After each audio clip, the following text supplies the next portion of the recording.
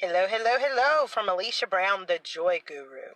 About to have dinner with my wonderful, amazing podcast co-host. And I thought while I'm waiting for her to arrive, what a better time than to go in and do an impromptu Facebook Live. If you haven't paid attention to the blogs that have been coming out this week, I'm focusing on the subject of energy. Because I think what I'm seeing in a lot of different environments is that people don't realize how important energy is. Now, if we just use this in a natural sense, what you put into your body makes a difference in the energy you have. If you're constantly going and let's just say you're working in excess of, let's say, 18 hours a day, there's certain things your body needs to fuel that type of labor.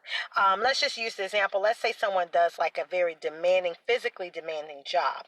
They need certain type of fuel. So the energy that they put in their body makes a big difference. Now, we can understand that from that perspective, but a lot of times people don't pay attention to the energy that's in their life when it comes to their relationships. And we really should, because this is very pivotal. I see some of the most successful, smartest, brightest people, and I see their relationships, and then I see other people that are striving, have awesome goals, awesome visions, and I see some of their relationships. And there is a key factor here with energy that's very important. I am one that doesn't believe in playing the victim mentality. So life happens. Things in life happen. Circumstances happen. And sometimes they're beyond our control. But what definitely is always in our control is choice. You have a choice how you respond to things or don't respond. And that's very important. That one choice may be one of the most important choices in life, if not the most important. Doesn't matter what exists, but how you respond, when you respond, and if you respond are so important. You could take Christianity. Not preaching to you what you should believe, but if you believe in Christianity and you believe in Jesus' sacrifice for all mankind to have salvation and have a relationship with God, he sacrificed, he died on the cross. But if you don't respond to the invitation to be his follower, then his sacrifice means nothing to you. It can be a gift for someone else. It can be transformational and life-changing for someone else, but it means nothing to you. Why? Because you didn't respond to the invitation. There can be a lavish party and you're invited. But if you don't RSVP and let them know you're coming, you have not responded to the invitation. So they can have gifts for you. They can have lavish arrangements and preparations and things that you will enjoy. But if you don't respond to the invitation, it's of no avail to you. And see, we need to start looking at things like that when it comes to our life. Sometimes we're responding. We're reacting to foolishness that we shouldn't be responding to. Sometimes there's things that are like neon signs, flashlight, that we should be giving attention to, but we're not. That is one of the most important lessons that I'm trying to drill this week and teach, is knowing when to respond and not to respond. I've had a couple of situations, I'll say, in the past week, and some of them were just ludicrous. And, to me, when things are absurd, I just start laughing. Because a lot of things in life come down to authority. People can threaten you, people can say things, people can be hostile, and they come to you with a certain energy. That's not the energy that you believe in. If that's not the energy that you want, then you don't put energy back out there to respond to them. And sometimes in life, too many people are playing a tit for tat. That's their psychological move. Let me try to stir you up. Let me try to rile you up. Let me try to do this. Let me try to get to you this way. And for me in life, I've learned to just look at people that do that almost like we look at little kids. Oh, you want attention. That's cute. I'm not going to give it to you.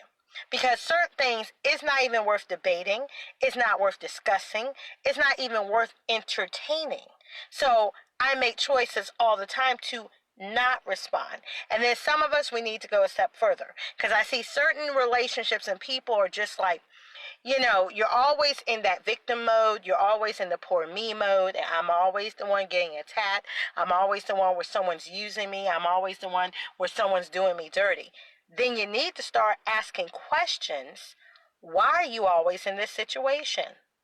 If it's business and it's always bad business partners, doesn't mean you don't get burnt by a person. It doesn't mean that someone doesn't do something that you didn't see coming and you have to course correct. But if that's your regular state, that's everybody in your life as far as business, there's a problem because you're the one that's connected to all of that. Same thing with friendships. If all of your friends are messy, if all of your friends are chaotic, if all of your friends are full of drama, if all of your friends gossip, well, instead of me complaining about all of them doing that, then there's a problem here.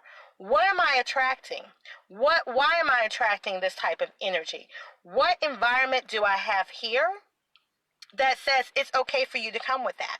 What environment do I have here that says it's okay for me to come into your space and bring this with me, and you're going to listen to me. You're going to respond to me. You're going to sit there and spend hours in my foolishness because they're not coming for no reason.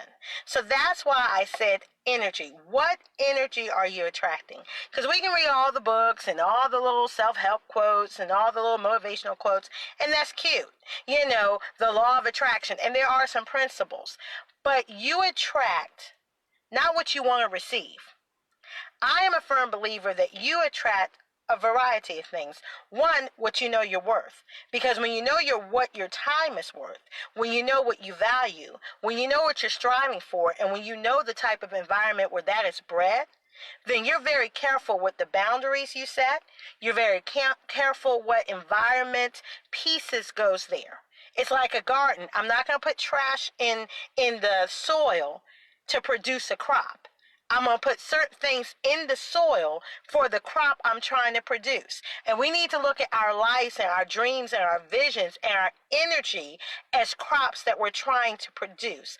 Our purpose, there are crops that we must produce in order to fulfill our purpose. So what are you feeding this crop? What soil are you using? Because you can have all the best nutritious food for the crop. You can water the plants. You can buy the best plants. But if your soil is contaminated, it's not the environment for that plant to grow. So all that energy that you spend in all those other pieces is for naught because it can't grow in that soil. So what soil is in your life to attract what you want?